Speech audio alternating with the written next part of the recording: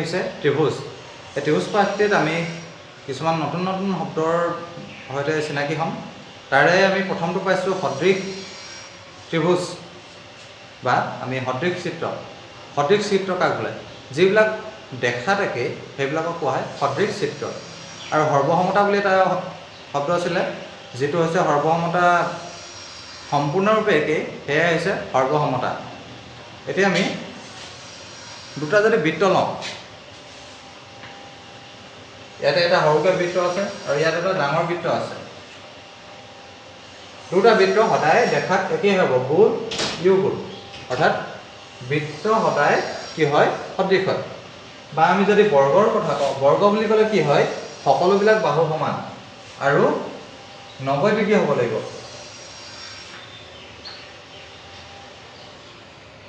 ইয়াত এটা বৰ্গ আছে আৰু ইয়াত এটা বৰ্গ, দুটা বৰ্গ দেখাত একেই, গতিকে ইহঁত কি হৈছে? সদৃশ। এতিয়া সমসংখ্যক বাহুৰ দুটা বহুভুজ সদৃশ হ'ব যদিহে সিহঁতৰ অনুৰূপ কোণবোৰ সমান আৰু সিহঁতৰ অনুৰূপ বাহুবোৰ একে অনুপাতত বা সমানুপাতত থাকে। সেয়া হৈছে সদৃশ হোৱাৰ যি ধৰ্ম, সেই ধৰ্মটো, এই দুয়োটা হৈছে সিহঁতৰ ধৰ্ম। সদৃশ হ'বৰ বাবে কি লাগিব? সিহঁতৰ কোণবিলাক সমান হ'ব লাগিব আৰু সিহঁতৰ অনুৰূপ বাহুবিলাক সমানুপাতত থাকিব লাগিব। তোমালোকৰ অনুশীলনী 6.1 চোৱা, তাত 1 নম্বৰ প্ৰশ্ন দিছে, কাষৰ বন্ধনীত দিয়া শুদ্ধ শব্দৰ সহায়ত খালী ঠাই পূৰ কৰা। এতিয়া প্ৰথম প্ৰশ্ন দিছে, সকলোবোৰ বৃত্তই কি হ'ব? সৰ্বসম নে সদৃশ? মই ইতিমধ্যে কৈছোঁ যে ই সদৃশ হ'ব। সকলোবোৰ বৰ্গই কি হ'ব? ইও সদৃশ হ'ব। 3 নম্বৰ দিছে, সকলো ড্ৰেছ ত্ৰিভুজ সদৃশ। কি হ'ব? সমদ্বিবাহু নে সমবাহু?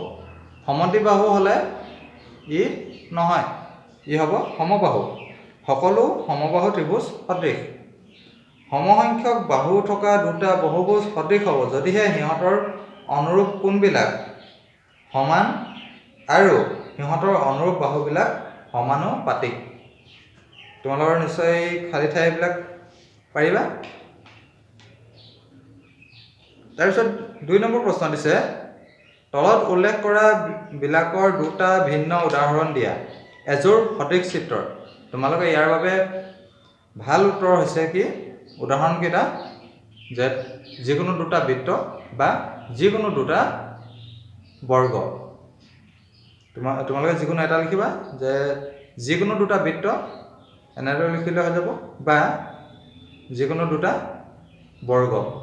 তোমালোকে নিশ্চয় বুজিলা। এতিয়া তাৰপিছতো দিছে যে এযোৰ অসদৃশ চিত্ৰৰ উদাহৰণ দিব লাগে। অসদৃশ চিত্ৰৰ বাবে বিভিন্ন ধৰণৰ উদাহৰণ আছে। এতিয়া মই ক'ম যে এটা বৃত্ত আৰু এটা বৰ্গ, ইহঁত দুটা কেতিয়াও দেখাত একেই নহয়, গতিকে ইহঁত দুটা অসদৃশ হ'ল। বা আমি আৰু অন্যান্য উদাহৰণ ল'ব পাৰোঁ। এটা বৰ্গ আৰু ধৰা এটা ট্ৰেপিজিয়াম, এটা পঞ্চভুজ অৰ্থাৎ 5ডাল বাহুৰে আগুৰি থকা এটা বহুভুজ, আৰু এটা আয়ত। ইহঁত দুটা কেতিয়াও সমান নহয় বা ইহঁত দুটা দেখাত কেতিয়াও একে নহয়, গতিকে ইহঁত কেইটা হৈছে অসদৃশ। এতিয়া তোমালোকে নিশ্চয় বুজিলা যে সদৃশ আৰু অসদৃশ কি বস্তু। 3 নম্বৰ প্ৰশ্নটো দিছে তোমালোকৰ, তলত দিয়া চতুৰ্ভুজ দুটা সদৃশ হয় নে নহয় উল্লেখ কৰা। তাৰে প্ৰথমটো দিছে এটা ৰম্বাস আৰু আনটো দিছে এটা বৰ্গ। এতিয়া চোৱা, ৰম্বাসটো কি হৈছে? তাৰ কোণবিলাক 90 ডিগ্ৰী নহয় আৰু বৰ্গটোত প্ৰতিটো কোণে 90 ডিগ্ৰী। গতিকে ইহঁত কি হৈছে? সদৃশ নহয় কেতিয়াও। ইহঁতৰ বাহুবিলাক ঠিকেই আছে, বাহুবিলাকৰ অনুপাত ঠিকেই আছে। ইয়াত 1.5কৈ আছে আৰু তাত 3 চেণ্টিমিটাৰকৈ আছে। তথাপি কি হ'ল? ইহঁতৰ কোণবিলাক সমান নহয়। বৰ্গটোত প্ৰতিটো কোণ 90 ডিগ্ৰী, কিন্তু ইয়াত নহয়, গতিকে ইহঁত দুটা সদৃশ নহয়।